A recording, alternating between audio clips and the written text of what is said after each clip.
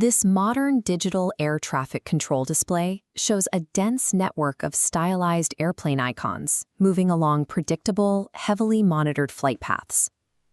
Overlapping systems track thousands of commercial flights globally to the precise second. A massive airliner vanishing defies the logic of our hyper-connected world. Yet, on March 8, 2014, a Boeing 777, operated as Malaysia Airlines Flight 370, took off from Kuala Lumpur, carrying 239 passengers and crew. For the first 40 minutes, the flight proceeded normally. The pilots maintained steady communication, concluding with a routine final sign-off. Goodnight, Malaysian 370. Minutes after that transmission, the aircraft reached waypoint Agari. This coordinate marked the jurisdictional boundary, where Malaysian air traffic control hands monitoring duties over to Vietnamese airspace. Right at that border, the plane dropped off the map.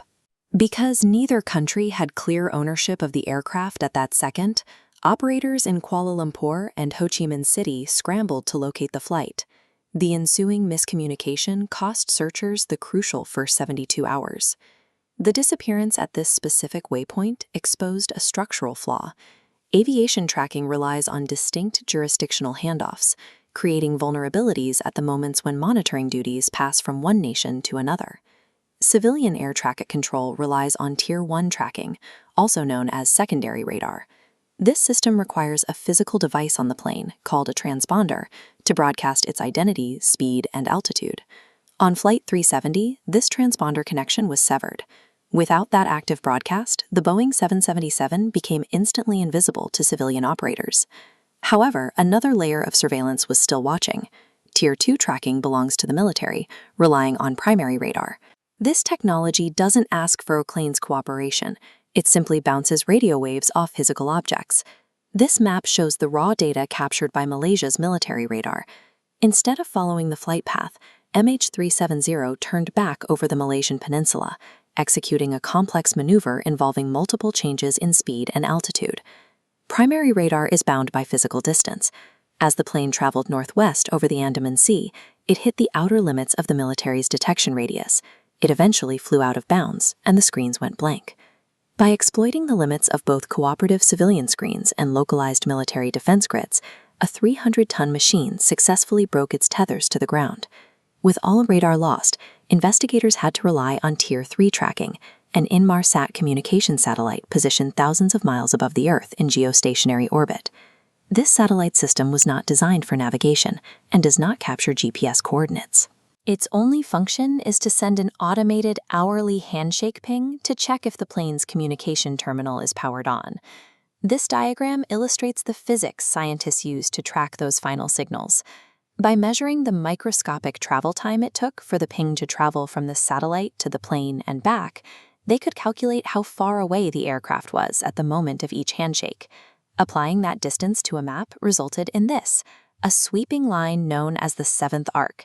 This coordinate curve stretches across thousands of miles of the remote southern Indian Ocean, representing the final location where the plane received a signal. The hourly pings confirmed the aircraft flew on autopilot for hours after going dark. But because the handshakes only provided distance, not a specific point on a map, investigators were left with a search area so massive it hindered the effort from the start. Searching the seventh arc required mapping some of the deepest, most hostile ocean terrain on the planet. Teams deployed specialized tools, like these autonomous underwater vehicles, to scan the jagged, pitch-black seabed for years.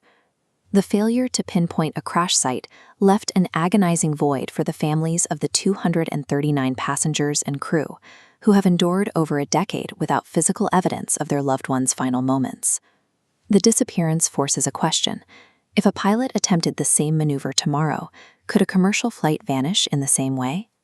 International aviation regulators responded with mandatory new protocols. Modern aircraft are now equipped with space-based ADS-B technology, broadcasting coordinates directly to satellite networks every minute through systems that cannot be manually bypassed from the cockpit. These satellite tracking mandates and unbypassable distress signals have significantly hardened aviation surveillance against a repeat of this event.